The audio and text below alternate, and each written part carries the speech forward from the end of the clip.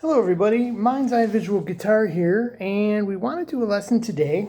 Back to the channel, trying to revive this place. As you see, it's been nothing going on for quite a while, and as the title implies, we're going to get hopefully soon into the meat and potatoes of the lesson, which I think is going to be great today, going over chord tone solos, which is something kind of new for the channel, and hopefully the next level for your playing is where we're trying to go, is just get better and better and try to get in our minds what are the pros really doing. And we're going to use Jerry Garcia, Touch of Gray, as a great example of chord tone solos and how to put a signature sound into a solo. But before we get into that, I think there's a lot of backstory I need to cover, so we're going to try to be as quick as possible, because personally I hate rambling videos. So if you want, you can try to skip ahead and get to the part where we begin teaching. But before that, you may have some questions. Someone who's been to this channel before could have this question. How come we're not seeing a graph paper video? Isn't this Mark's visual guitar method? And well, it is. But the old way that I did it, more of a mechanical way with a camera on some real graph paper, is long gone. That's a setup I needed to have an office for, and I no longer have an office. I've just recently gotten back off the road, hence why I can make a video today. We were gone over the road with no apartment, no kind of desk computer setup for that. So that couldn't happen for a long time.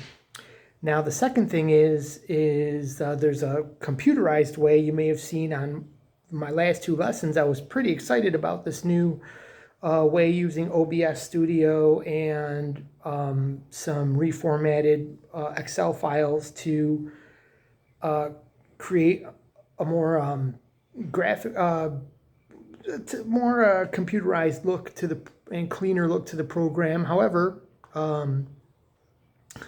that's been forgotten. I did that. It was probably now it's been probably about a year, and in between that time, I kept on trucking. It's not something I was too familiar with, so instantly I forgot it. Like I've forgotten a million songs, over the years that I used to play so well. And haven't gotten back into that yet. Also, I during my travels, whole reason I'm back at this, a little more than you need to know maybe about me, but just to be maybe as brief as I can, but kind of get you on the same page, is that I went to the hospital around June.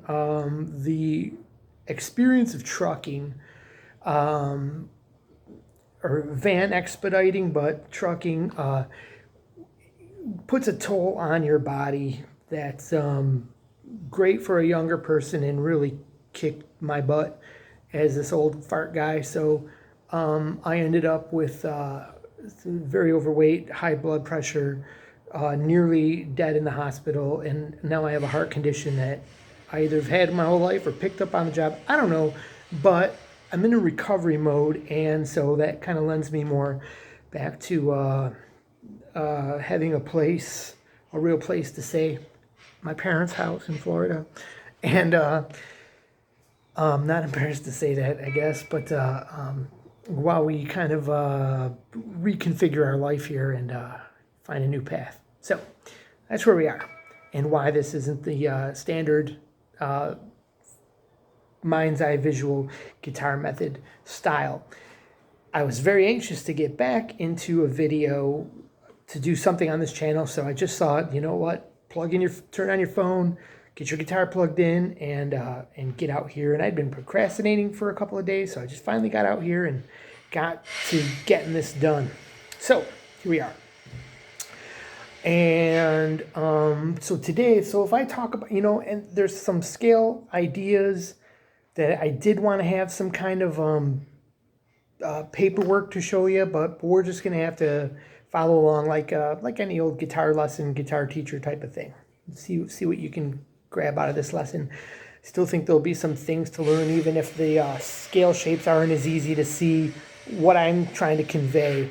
Anyways, on top of that, there's some people doing some construction work. You can never find a place to make one of these videos, with complete silence. So unless you got your own studio.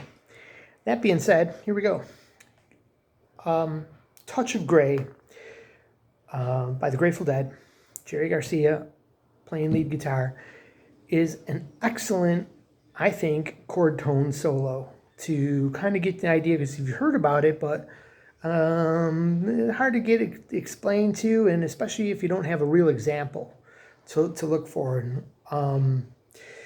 So I'll give you a couple, start with a couple reasons about why is this a chord tone solo, like what makes me think it's a chord tone solo, and that is because the simple and direct answer is because this solo changes keys during the part it's soloing over, the chord progression, which we'll go over, changes keys.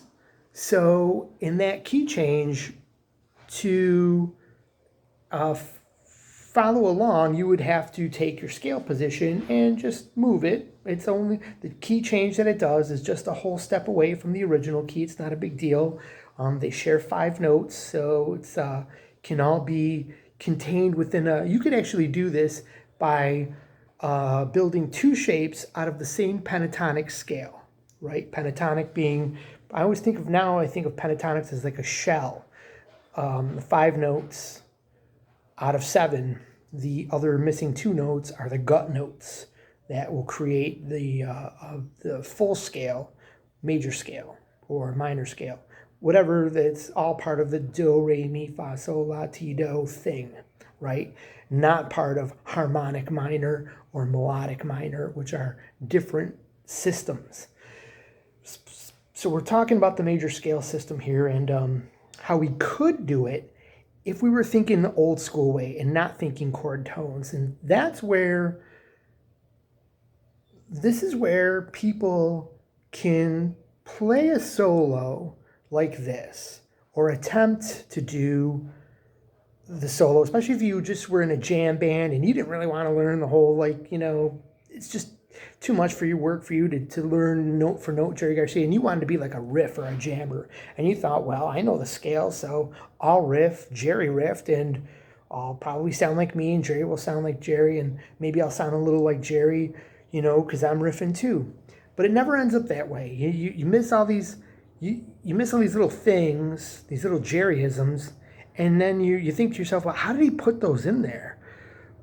Did he just get lucky and stuff? And it starts to look like there's like a magic sauce, a secret sauce to all this. And then some people will dive deep and start really getting into big theory concepts, which is kind of where this goes. Depending on how well you know theory, this could be like a big concept because it's like, whoa, theory. And other people are like, yeah, it's the basics of the musical language. I got it. It's not a big deal. So it's really a frame of mind. And people will dive deep and think that there's just some really deep things he's going over. But honestly, what I've discovered and what I started chasing recently is what's called chord tone solos. Focusing during your solo on the notes of the chord. 3 notes to every chord, especially for rock.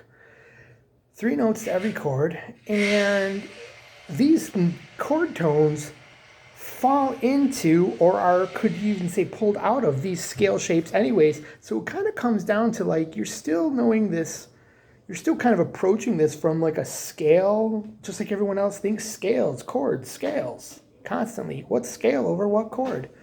Everybody thinks like that. However, that's kind of like the background information, and the chord tones are kind of what you want to put in front and think about. So let's start to see what's going on. Now, another thing, along with chord tones, trying to wait for that drill to stop.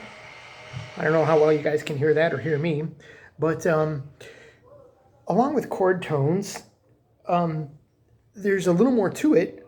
You also got to be thinking of the rhythm. See, that's another thing people do when they're not doing a chord tone solo, and why it sounds like your playing can sound like noodling, and why you can even sound like some notes are just kind of wrong, even though you think, well, hey, I'm in a scale. And we'll go over that in a bit. Don't let me forget. Remind me. Anyways,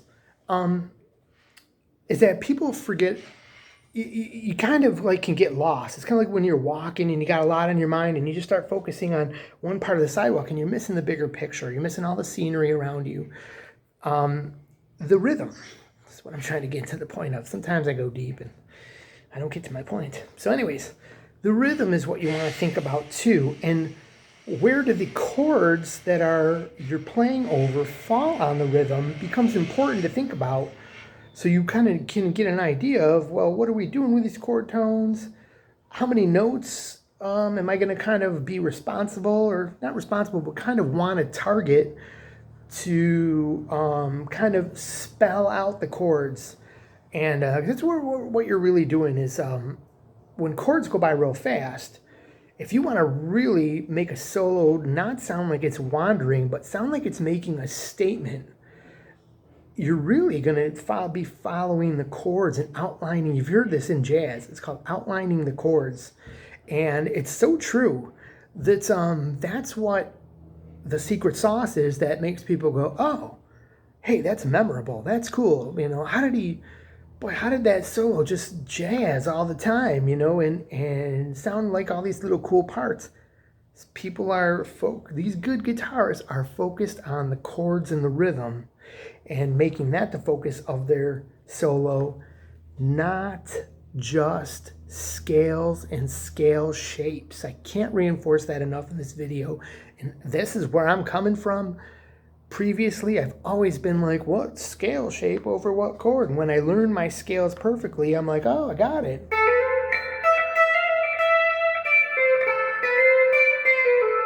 You know, you can do like that. It's cool.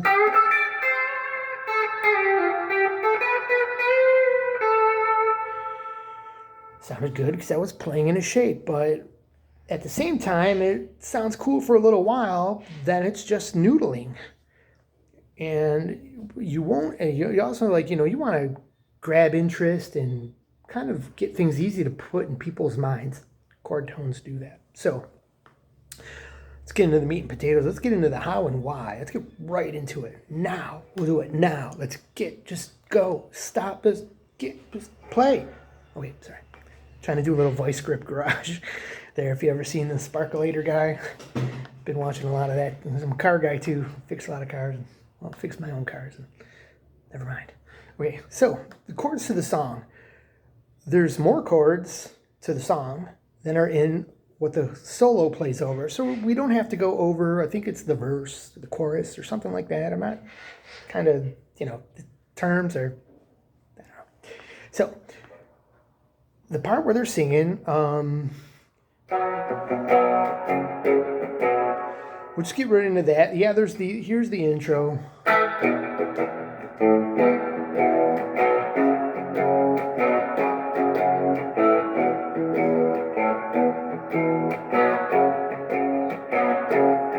And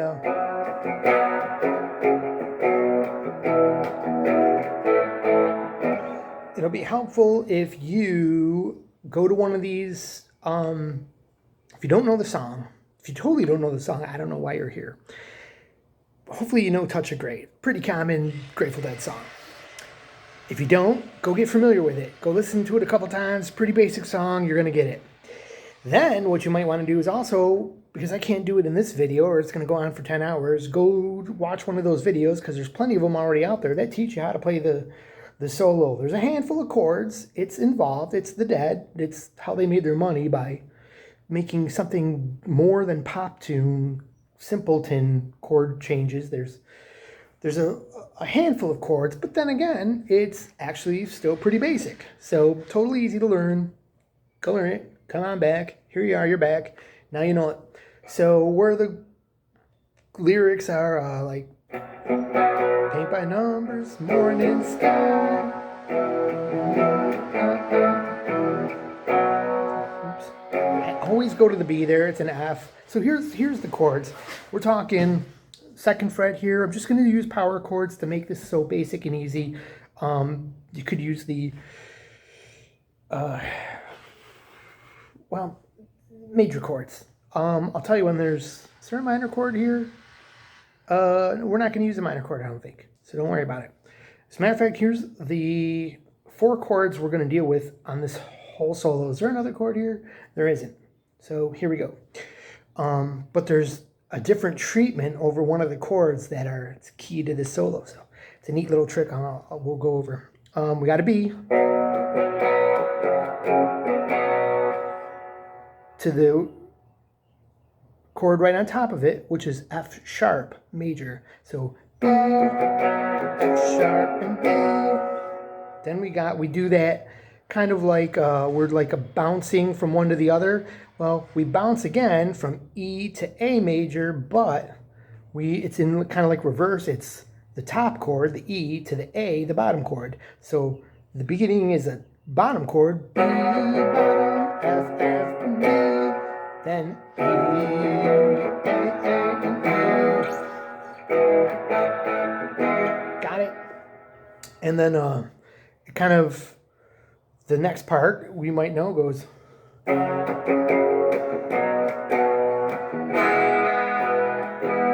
That's the ending part where you go, so let's see, of course I'm giving a lesson and all the lyrics escape me, like, kerosene, the words you know are obscene.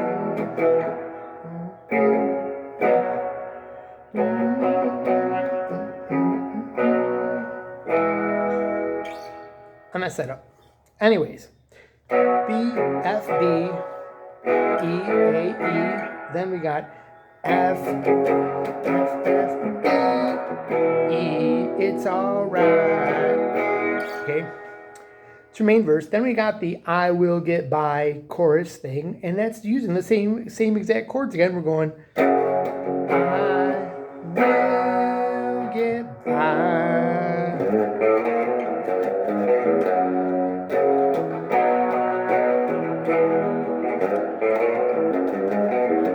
Something like that. We're not going over that part. It's kind of cool though.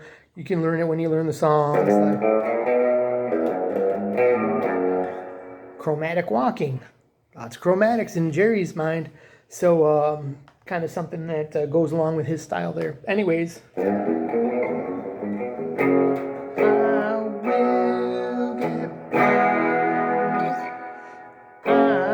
will get by. I will get by. So there's one little change before it returns.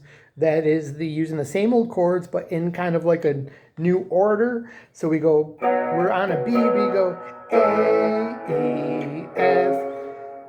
It's kind of like a little mix up there.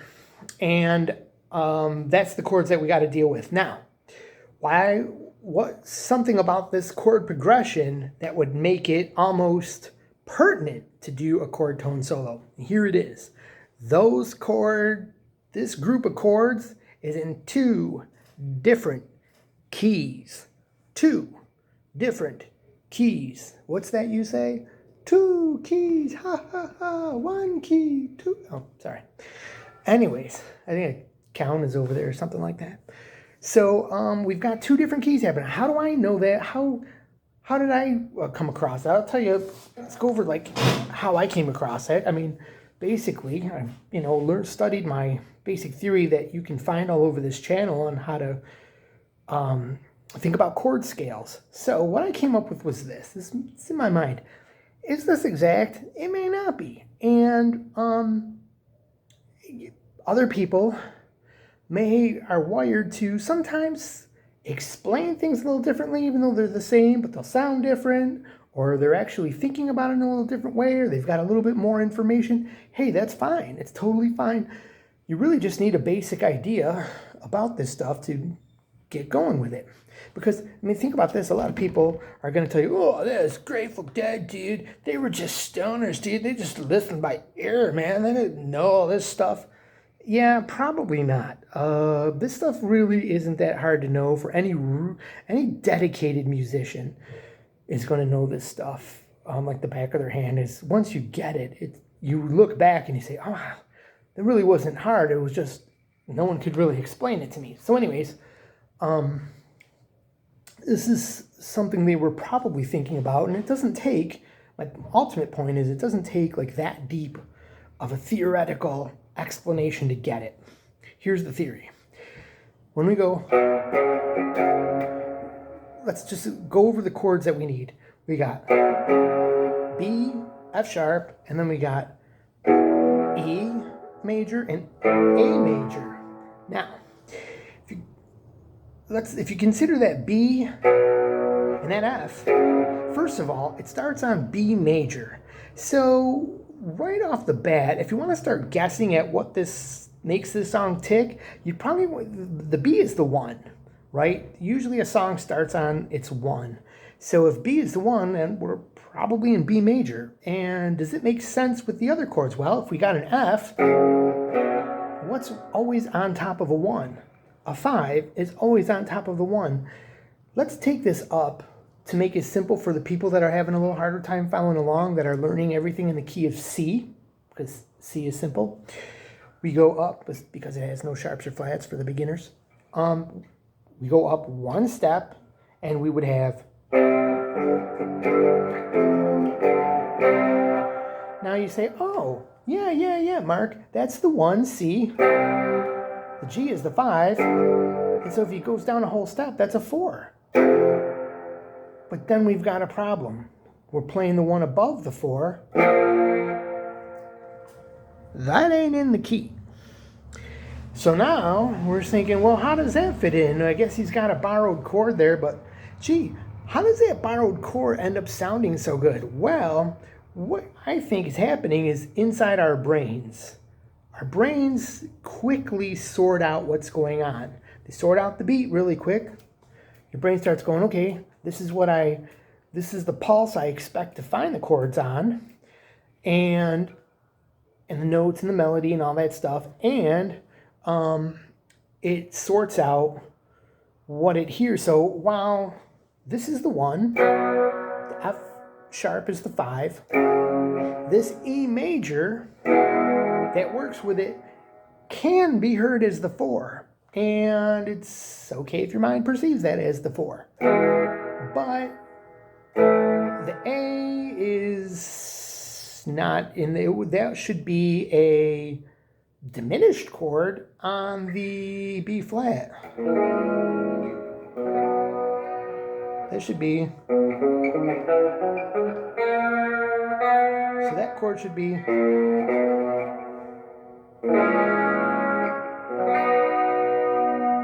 But it ain't. It's... So how do they pull that off? How does it work? Well, I think that my mind separates these two as 1, 5, and it's taking the A, and that's a 1, 5. If you consider that key change, we're at the B, and we're going into A. Cool.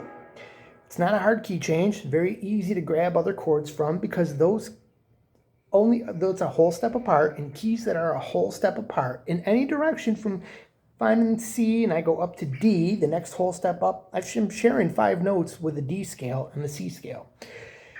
If I go down a whole step, I'm once again sharing a different set of 5 notes with my original scale. There's only 2 notes that would be wrong over B. If I kept on playing C over B, I would have 2 wrong notes. If I kept on playing C over D, I would have 2 wrong notes, but only 2, 5 are going to work.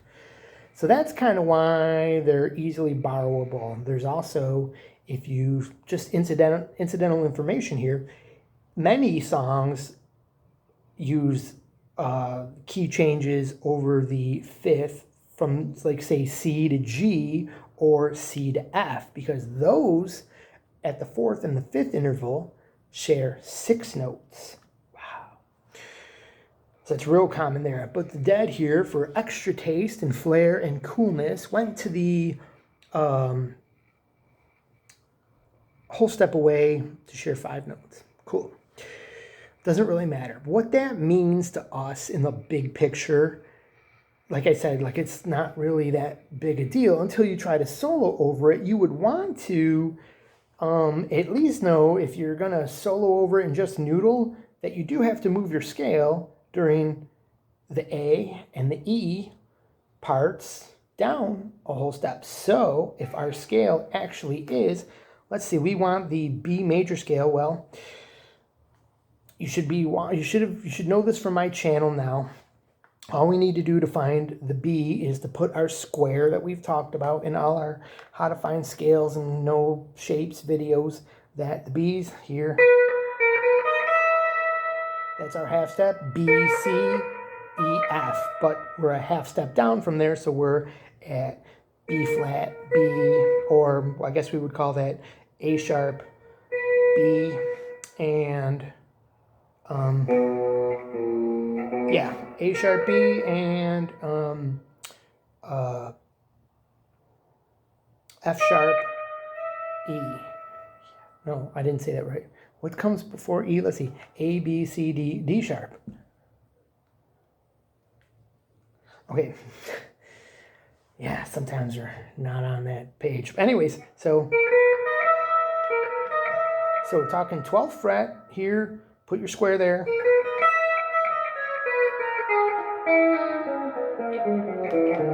And we got that, like, a standard major scale pattern is another way we can think about this. Starting on the B note, because we're in the key of B. Now, those other key comes by kind of quick. So if you were just thinking scale shapes, you would suddenly have to change your scale shape to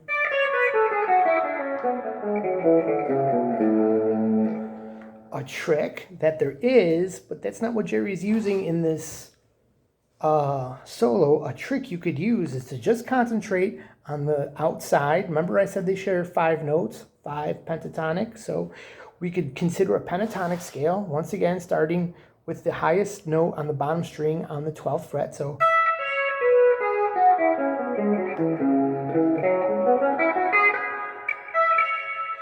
you would have the square of notes right on this side. So on the near the 12th fret, you'd have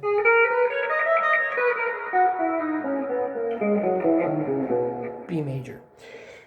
To switch into A major really fast, you could just consider those gut notes changing. Your pentatonic framework stays the same, and now you're playing the square here as if you're playing what's called the Phrygian shape. But I don't like to use those words because you instantly lose the beginners, because now it's all of a sudden Phrygian modes. Oh, wait a minute, you lost me. Where did the modes come from?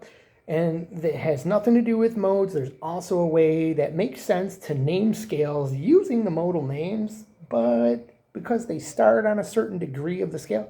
But listen, that all gets real complex. It starts to lose people. You don't need to think about that for this. Just kind of trying to convey to you an easy way you could play this scale and how people miss this, why you're stuck noodling. Because you're trying to think, I'm trying to convey that this whole thinking in scales versus over chords is not exactly the end of the road for how you want to play, or going to get you to that really unique, your own style, and it's not going to really get you to that level of playing. Okay, just going over scales, but it all would go by so quick. But you could go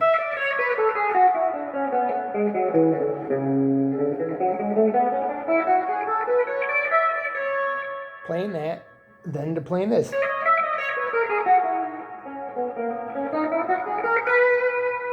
So the difference is this, and then all I'm switching is the inside notes in between the. So, and this was where the graph paper and the squares would come in handy, because then you could totally easily see what I'm talking about without me having to go over this for like 5 minutes and have people going like, dude, speed it up, please. Hurry up, go. Okay, because I am known to put these videos on hyper speed just to get through them with sometimes, and it's also why I talk fast. Maybe if you think I'm going fast on this lesson. Some people say you talk too slow. Some talk too fast. You never please everybody on YouTube. Okay, so that being said, you kind of got an idea about these two scales. Well, why you wouldn't want to think about these two scales is because if you look at the next thing we should go over is the rhythm and where these chords are occurring. We got basically 16 bars. So 16 bars of 4, I'm sorry, think it's 8 bars. I think it's 16 notes because there's 4 notes in each bar. It's a 4-on-4 song. Okay, so you got like 1, 2, 3, 4, 1, 2, 3, 4. So what you've seen there is your first 4 are B. Then the next 4 bar has F, F, B, B. It's split. So you're only, Grayson, you only kind of have 2 beats to exemplify to the listener that you're playing, catering to F, and then you're catering back to B again. Then you got, you want to cater to that A, but you only got 2 beats to do it. So it's kind of like there's like a good and a bad there. I mean, the good news is, well, you only need like a note or 2 then to exemplify the A. You only need to like jump to have this to where you know these A chord tones are. Maybe the bad news being it's kind of fast, and you're going to need to know what you're doing and where these chords are. So the next thing you would do then is go, if you were trying to figure this out for yourself, you would go, well, where are these chord tones? Now, remember we were going over scale shapes right here. Well, I've learned the solo, and it's right over these patterns, these 2 patterns I talked about. As a matter of fact, all you'll need to know is, the highest note you'll need to know is, outside of this shape is there. And maybe up here you would need to know, oops, my bad.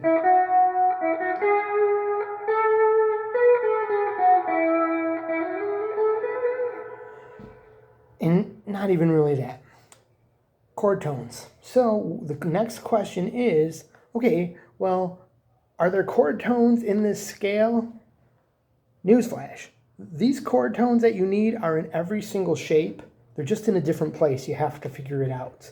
And the more you figure it out, the more it'll be like you'll, go pro level where you're like, yeah, F.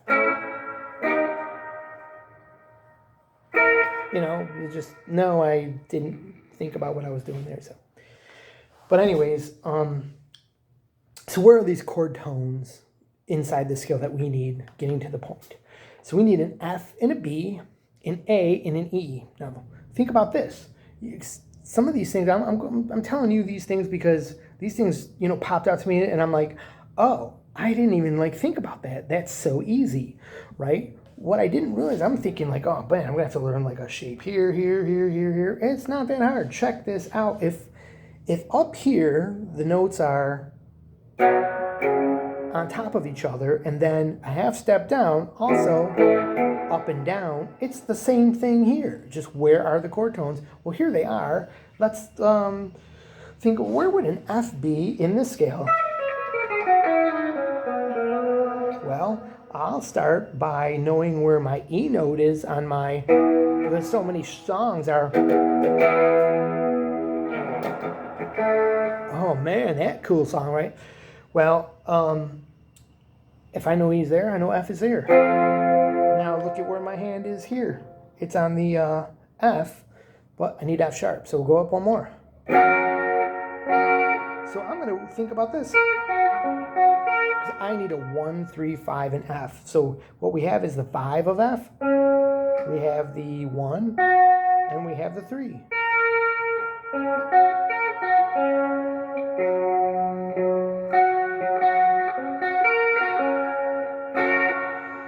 An inversion will work. That's another thing, is also be willing to find the inversions. Just find 1, 3, 5 anywhere. Just keep them close together, and you'll always have your chord tones all grouped together. You can find almost I'm pretty sure you could find any chord combination in any group on the neck if you just think about it long enough.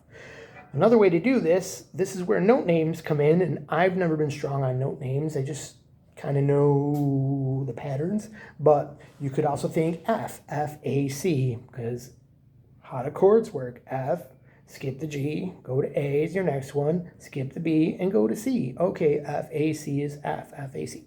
So this is, what is this? C,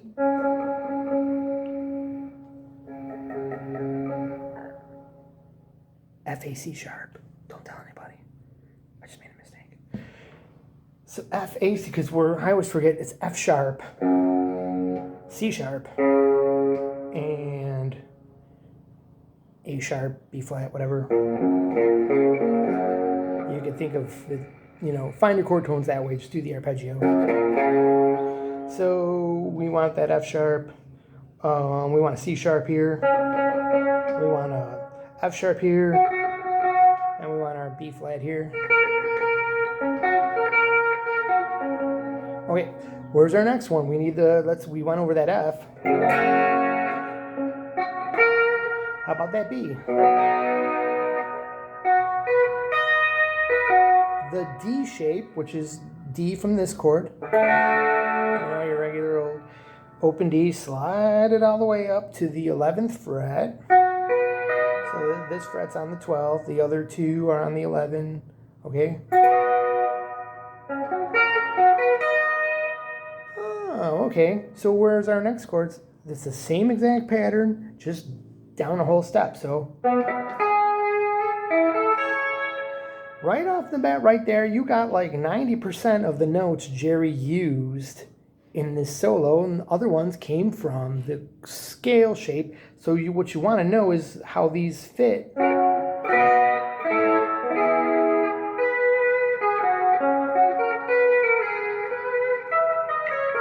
So what you can see here, though, if you consider this pentatonic shape, that would cover everything. But these gut notes, like for example, I've got a B flat in the B chord. Great way to emphasize one over the other is to choose one of those two notes, since they're distinctive and different but very closely related for each chord. So we've got that one. Now if we consider this A-E combination, we've got this E and A. Now that has this note here, which is the G sharp in the A major, in the E, my bad, E, B, G sharp, to get E, B, E, G sharp. So you've got that G sharp note, but the A has a A. So right here we've got,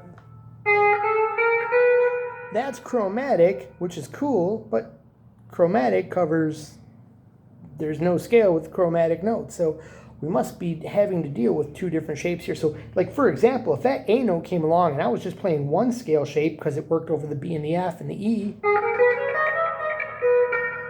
I better be careful with this note because it's going to clash with the A chord and not sound like I know what I'm doing. So we could quickly think about moving that down there, but that ain't what Jerry's doing. So here's the solo. Now we've got this. So we've got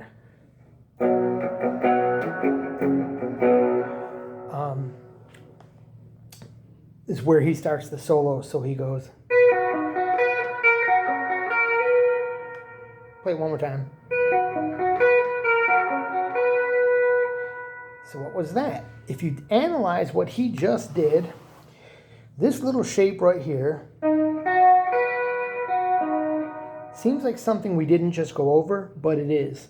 That our first chord is the B, right? What did we say the B was? That D shape right up here on the 11th fret. Well, if we take that same shape and work it down, what you should also know about these shapes is like the bigger picture. Even though we're just dealing with the little D shape, the little triad shape, what's the bigger picture? Well, in the cage system, which is where the chord tones come from, this is the what I call the CD shape, because if it's based on this shape here, your C chord. Now your C chord makes that little D shape down here with the open strings. So let's move that down and eliminate this top note here, the B, and just consider the rest of the chord. If we play it on these three, on the G, I'm sorry, on the D, the G, and the B string, strings number, let's see, 4, 3, and 2, you have this shape that I'm trying. It may be a little harder to see, but I think you can tell. Okay. And then we use, to make the other part, we use this shape. When he graces the F, we just simply go. We really only have about those 3 notes to cover it, and he ends up hitting that note. And my maximum file size has been reached. Okay. So hopefully we didn't cut off too much of what I just said. I'm sure this is going to be, there's some kind of glitch that's going to happen when I end up posting this. Great. So anyways, you've got to cover the, he slides down,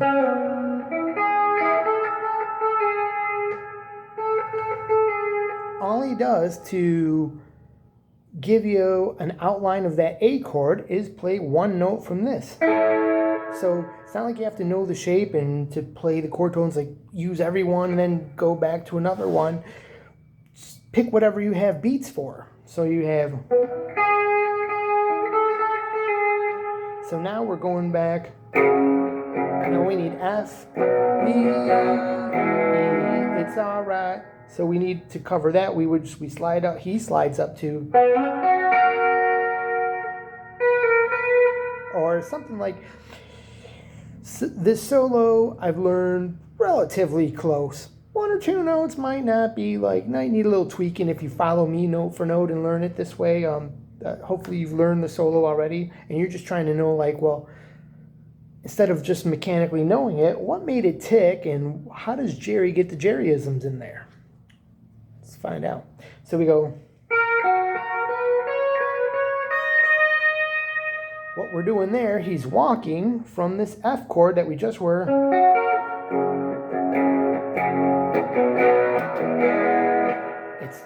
They're fleeting. Just trying to think about the lyrics over that part so you could get more familiar, but I don't think you need it.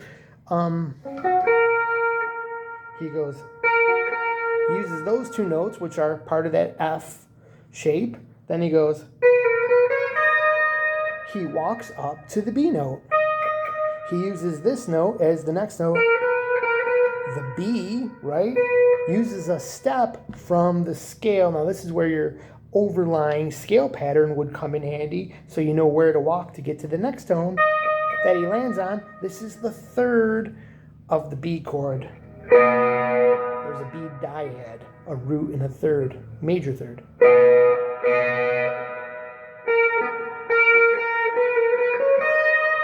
For some reason my amp is getting louder. I think I'm hitting my volume tone here. We need to keep that down just a bit. All right.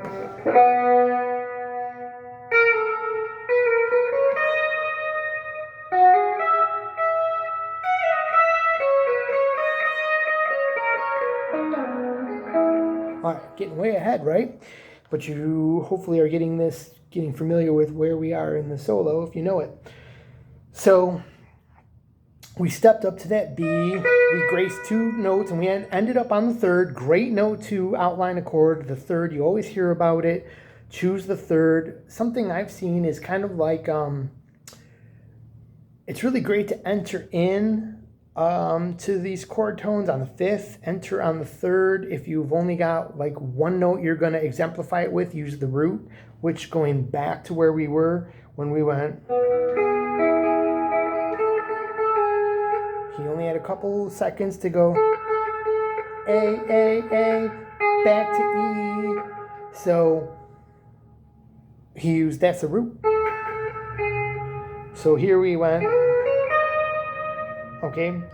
Now, when we got up to there,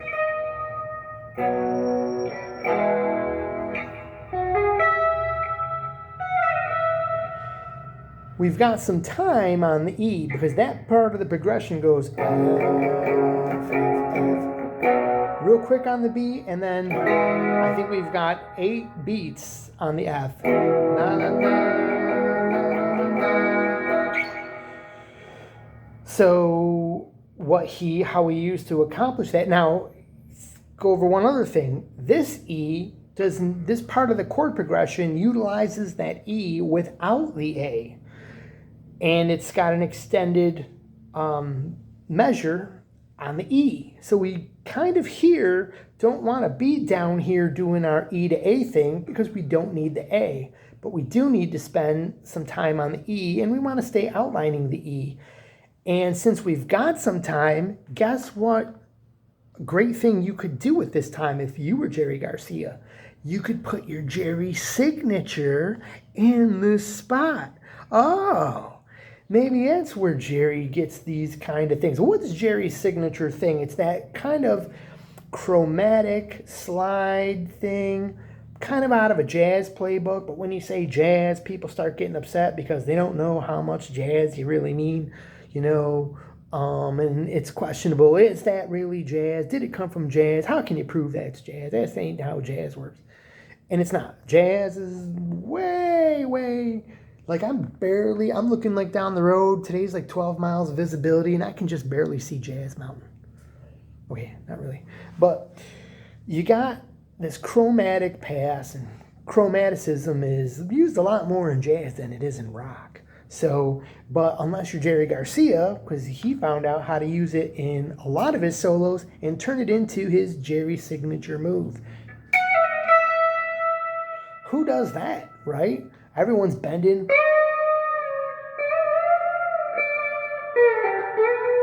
Okay, you know who that guy is. Anyways, I was up a whole tone. That would have been. I don't know. I'm doing Gilmore. Anyways, so sorry. We've got it's just wow. Okay, so we don't want to ruin our Jerry vibe here with that jazz. So our Jerry jazz with the wrong jazz. So that's not even jazz. Okay. Oh man, I'm getting in trouble here. We've got that slide. Notice he really starts going do at that moment. So you got to keep up with him. How would you be able to pick this out? Well, you're just kind of at that moment, kind of utilizing your scale shape, but knowing where you're going. He's going back toward the chords that he knows that the progression is headed to. So at that moment on the E, we've got 8 beats of E. He goes to get and just focus on the E. We've already done this. We got to the B. Now we need, he goes. So let's break that up. Right here we've got. That is so simple to figure out what he did there. If you just take a second to analyze it, let's look at these 2 notes here. Where do those come from? That's come from the...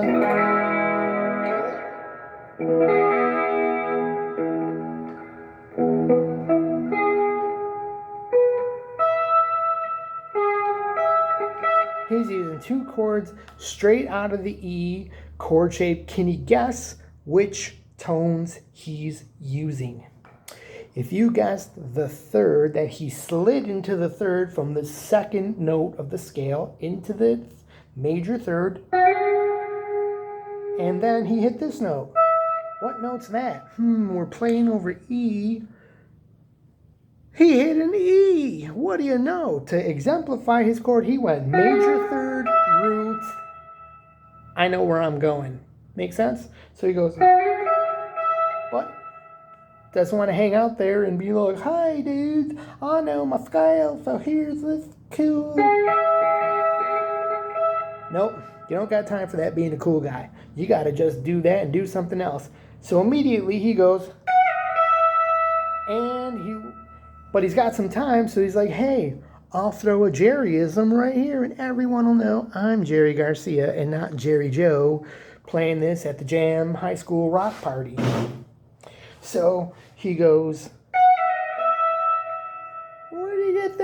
from, well, scale. We want to target this note because we're busy on a bar of E.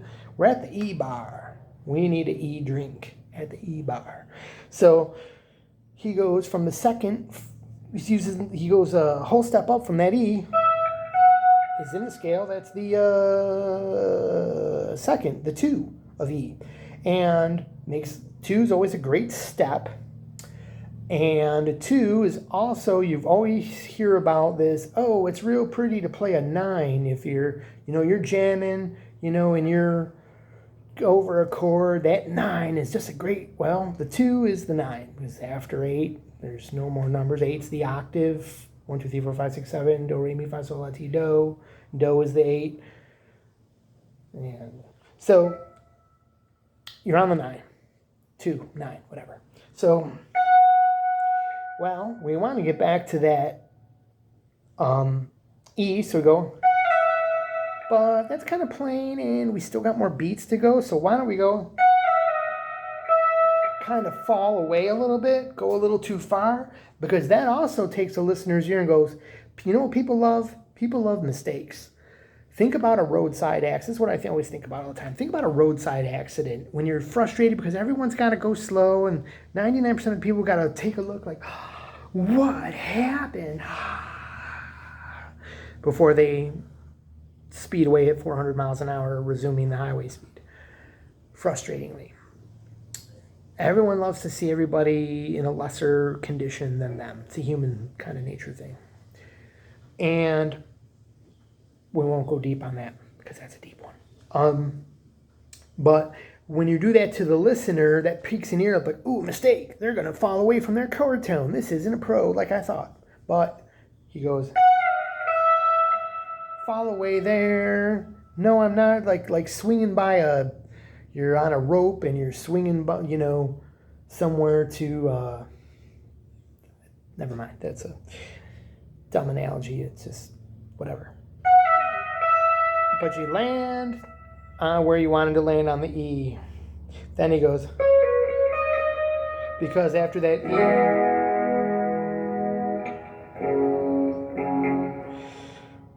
that's at the very end of the progression, so we're going back to the start, which starts on B. Because remember, there's that one part where it goes, and then it goes back to F. It's always kind of confusing. You want to hit the B, but you hit the F. Anyone who plays the chord progression kind of knows, that's that little hang up there that kind of makes that progression cool and pop. So anyways, we need to kind of cater back to the B, so go, and once again, we're just using the 2 notes of the B chord with a step. Now we got to get to the F, because that's where we're headed. So we go,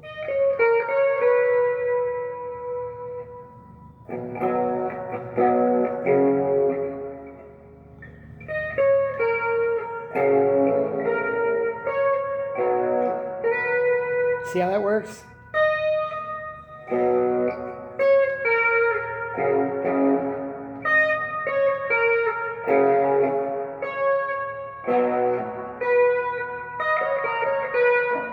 But he ain't letting you breathe.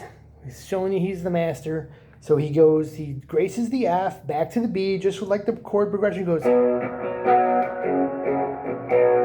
Then he needs and he goes really quick. Gets down to that E chord.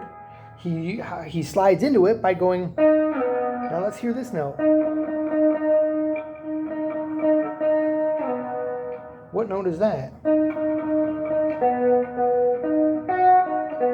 That sounds familiar with E.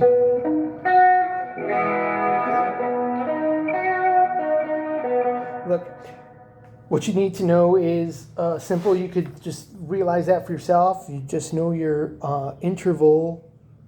I'm going to call it a walk. Walk up the frets on intervals route.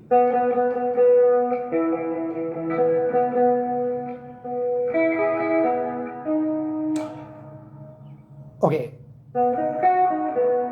I initially, and I'm just realizing something, I initially conceptualized this incorrectly. Now this note that he slides in from is a major third away. I thought it was major third back to the root, but that's the fifth of E. So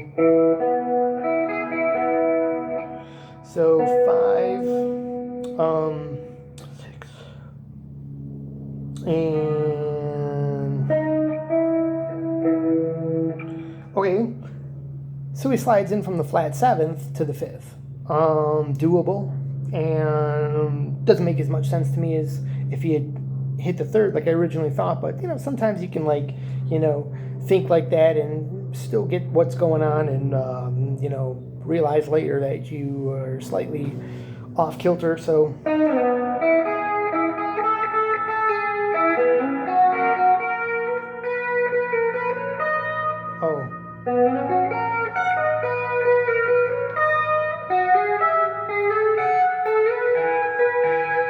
what is all that? Where did that come from? And that's pretty much at this point almost like the most major stuff you got to worry about. The rest of the solo goes a little bit easier, and then there's one little popping part we got to worry about, and we're back into the playing the rhythm. So let's keep going. So anyways, we got over.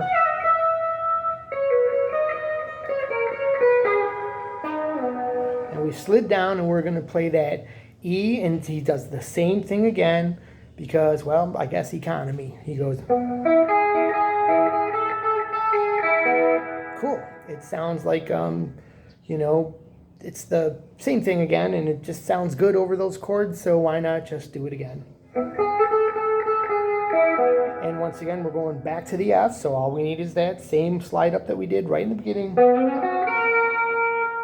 we don't want to do the same thing too much, or else it's just going to sound like, boring. So he instantly pops into another B concept because we're going to the B. It's fleeting. We're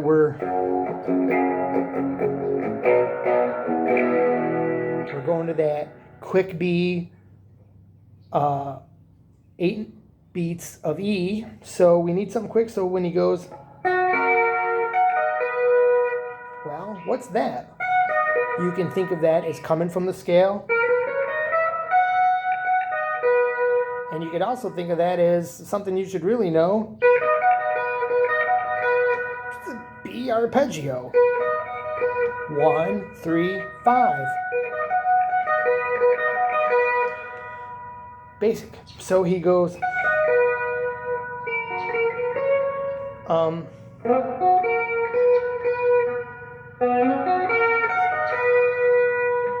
we got there. Now we need to kind of hit that F real quick and come back. So it goes,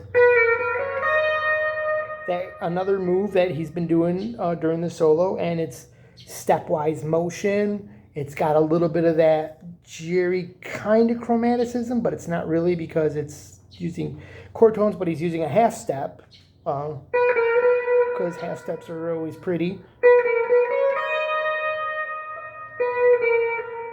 B, a note that's in F, back to a note that's in B, step, that'll probably kind of work in both chords, and the 3rd of B. Then he goes the same kind of thing that we did in the beginning, but we're going to expand on it in a different way, and I want to tell you where this comes from too. Is helpful to know, like, what's the method, but between this method, this is a pattern, a very common pattern, and this is right easy where he pulled this out of. He goes, that same note before when we went, but instead of that, he just continues up with this pattern. He goes, we slide into that 3rd and root of E, because we're out in E. So what else could we do that sounds real cool over E to kind of take up these little extended beats that we need for this E chord? We go, excellent sounding.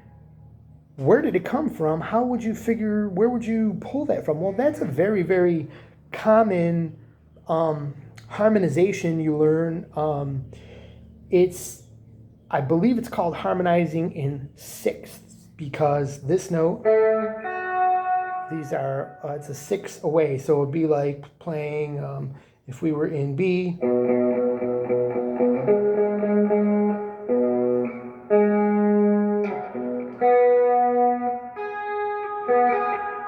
It's a 6 away. So where does that come from? Well, there's this pattern. It's a long explanation. I'm debating whether I want to go over it now. I do want to, fill your heads up with all the awesome information, but it's a little bit detailed. But because it's visual, it's in my head. To get it in your head, I would love to have it on a piece of graph paper right here. But and I've got a way to explain it where if it's on paper, you can go, oh, that's kind of cool. But if I explain it to you where your mind is kind of floating in space here, it may not make any sense, but here it is. Consider like these, when you have a straight up and down, we're talking the, let's just go on the 5th fret, just as an example here. This is not in the key of the song. Just to make this clear, you've got the 5th fret on the 1, 2, 3 string, so the G string. Now on the E string, the high E string, we're going to also play the 5th fret. So we call that, let's call that a straight up and down pattern. Now let's move this one up a whole step, but only move this bottom note up a half step. So we've got a pattern that's connecting at an angle. And those are the only 2 shapes you need to know in this little thingy majig here, where it goes.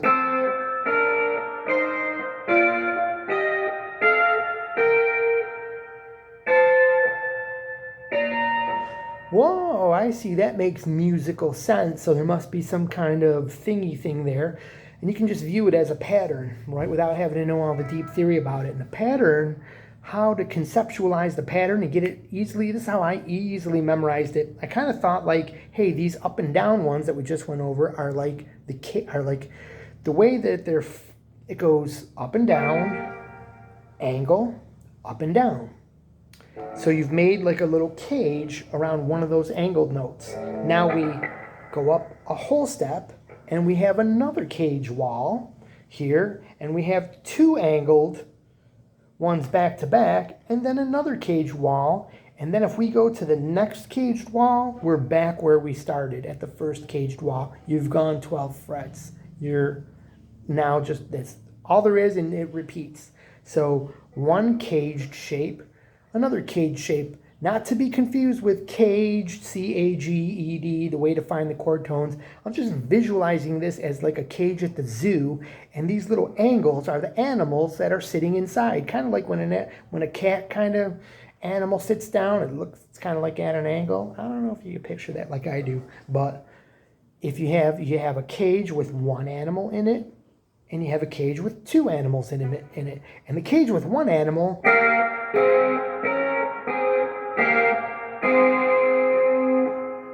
when you land on that animal, kind of sounds like the go-to chord of that whole progression.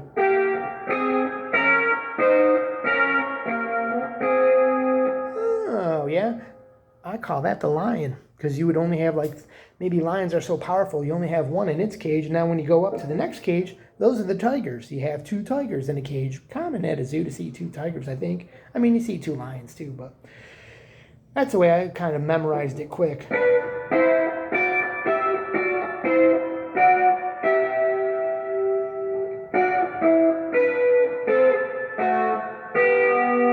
Back to the lion. So that's where all that's coming from. You got, oh,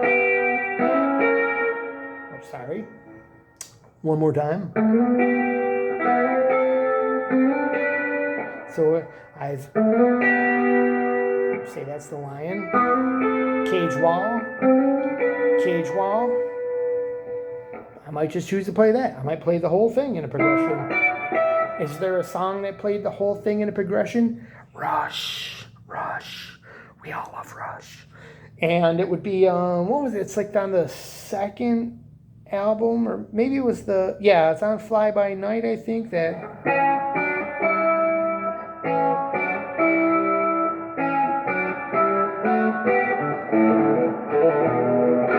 Well, he played most of it, but he, you're not going to play the whole thing, or suddenly you're playing patterns, and patterns don't sound good to people, but remember that pattern, because you can pull little bits out to make your solo sound cool and sound like you.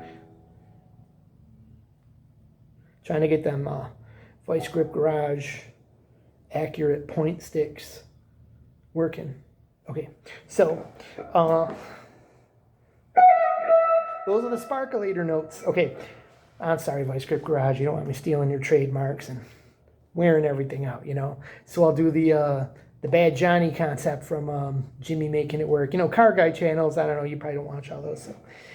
But great channels. Subscribe to Jimmy Making It Work and Vice Grip Garage. Okay, so so he goes, cage wall,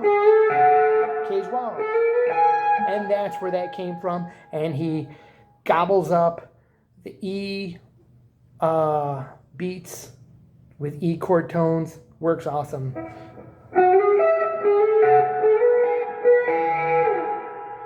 Now, where does it go after that? So let me play the whole solo so I remember that. So he goes.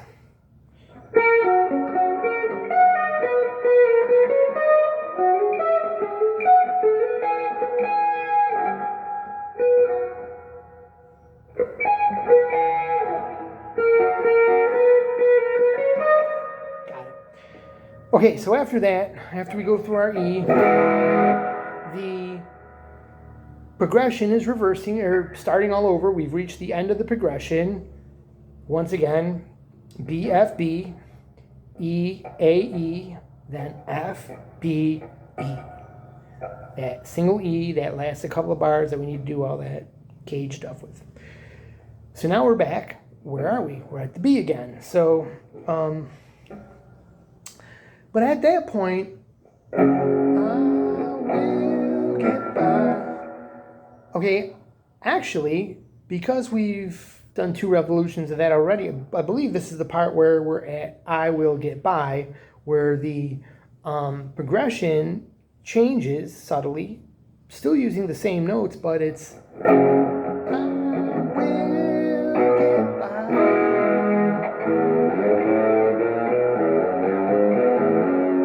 I will. Okay, so at that point, we're going to go, or we need a little bit of a,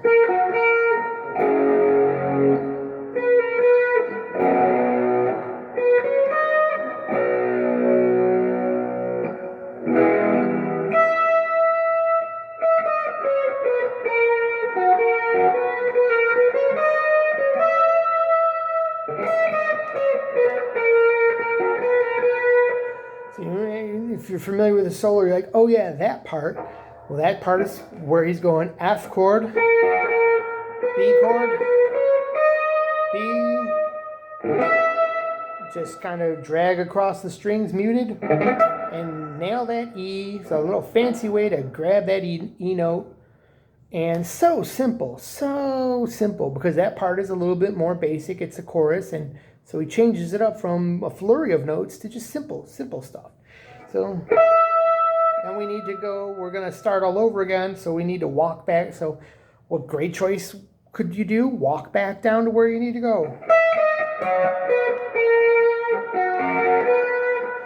F, F, F, B, B, F, B, D, D, E goes back down to F.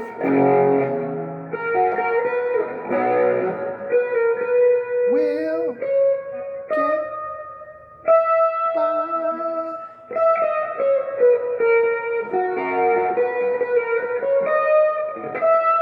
So we do that twice, and it's kind of cool to do that twice because it's kind of leading you on to be like, hey, that's kind of cool, it's pretty, and leaves you kind of in suspense. Well, what could happen next? Is you just kind of keep on doing that? You could, but that part of the, remember that part of the chord, the chords, the rhythm section does that little extra kind of thing to wrap that chorus up. You go like, I will get by. I will get by. Number 2. Here it comes. I will get by. I will survive.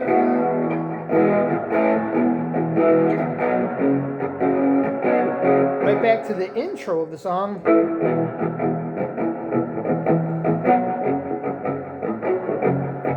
And then back to the lyrics. So we're nearing the end of the solo, and hopefully you've picked up a lot so far. So go over this a little more. We've got, we've walked down to the F. We know about that. So that last part is the last little kind of doohickey that you got to know. And it's kind of like, the cool thing I've noticed is that after I learned like the kind of tense parts there, I kept on messing it up until I went over a couple times and got it locked enough into my brain. Slept on it a couple times, you know, slept on my guitar. It's a very hard pillow. No, I just slept on the thoughts of it, and eventually in a few days, all the fast parts got downloaded, and then I can see how like this is a nice break or breather for your mind, just to go to get ready for the next little fast part, the last little fast thing you have to do. So he goes, you're going to have to do something on the A, on the E, and the F. What does he do? So he goes,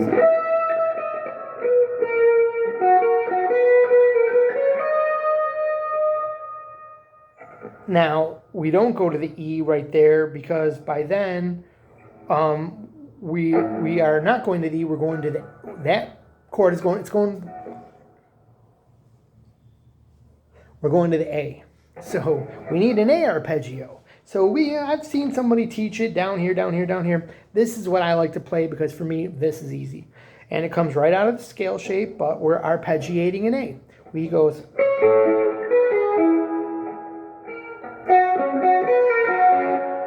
what's all that? He goes A over the A chord. Well, you see A chord up here. He uses these notes out of the A chord right here. Simple, simple. Don't overcomplicate this stuff. He goes.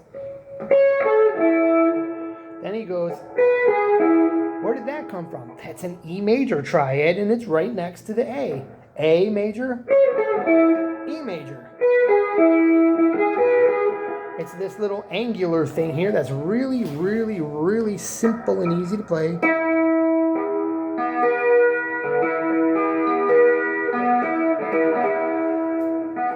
Angle that way on those three strings, and there goes my pick. And oh boy, here's a okay. So we go real quick. Just got time for 3 notes each. Now we need the F because he goes.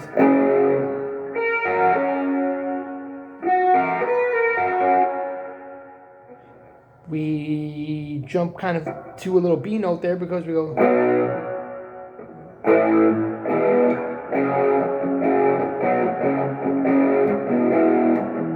Is that how it goes? I don't think that's how it goes. He goes.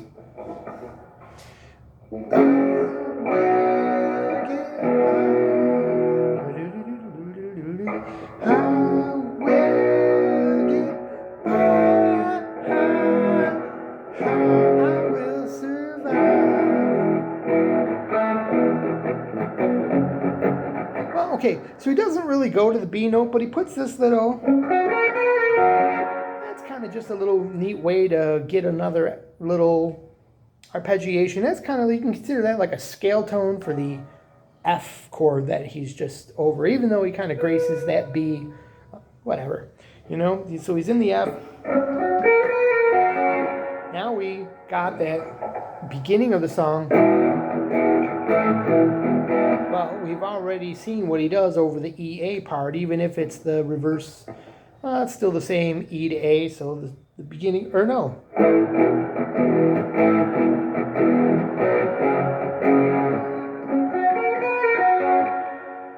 So you just play the.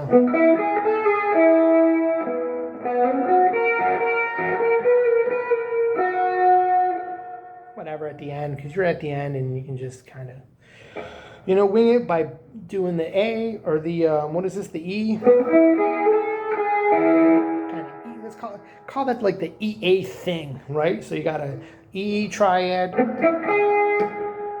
with an A grace note for when you need A, F triad up that whole step when you're back here.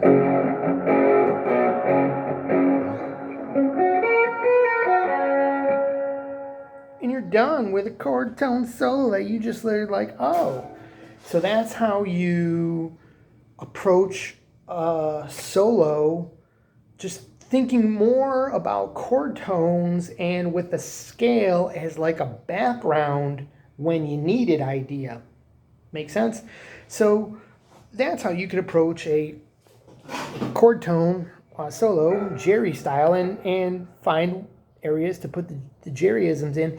If you wanted to expand and create your own music with a Jerry style of sound, get a little Jerry in your playing without trying to put those chromatic notes in like wherever and going like, wow, that didn't really work. How does Jerry make it work? Well, we've kind of seen it may not be, I'm sure that wasn't his only bag of tricks, but you can see that he put his chromatic style where he could, when the chords he needed to be exemplifying a chord tone over an extended period, meaning like, it's not very extended. It's 8 beats of 2 bars of music, but that's a little bit of, it's a little bit extra time there. You can see everything else was just fleeting 2 beats, 3 beats, and you got to be, back to where you are, like, F,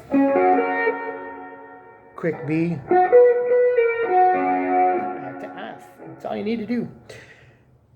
And so that's where I'm going to leave you today. That was my explanation of how I just conceptualized, not just learned touch of gray and got some Jerry under my fingers, but also learned to conceptualize what was going on and realize for myself, oh, cool, you've been wanting to play a chord tone solo. You haven't really known how it goes. And the way when people explain it in a kind of a general way, but if you can attach it to a solo that you like really know and have some passion about, then it's like, oh, chord tones, Jerry, chromatics.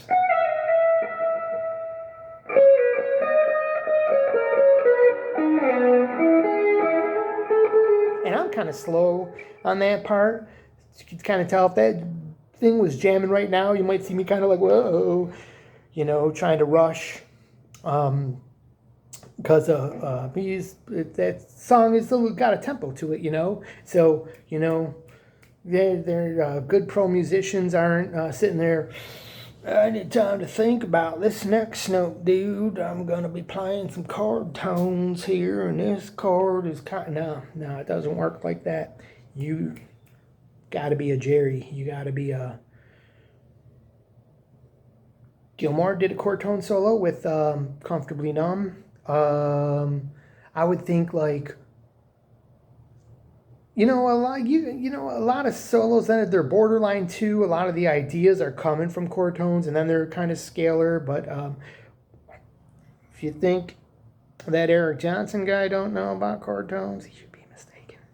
That's big chord tone master there, and that's where a lot of these pros are coming from, man. Not just scale shapes. So that's why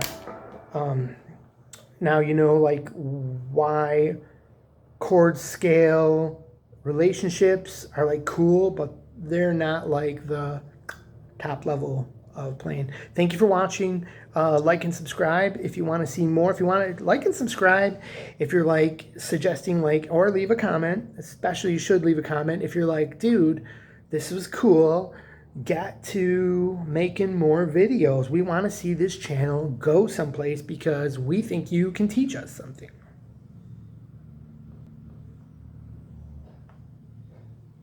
Maybe, I don't know. Maybe you're just like, this dude's whack. I can't learn a thing. It's Braille. It's crazy. So, do all that stuff, the YouTube type of thingalators, and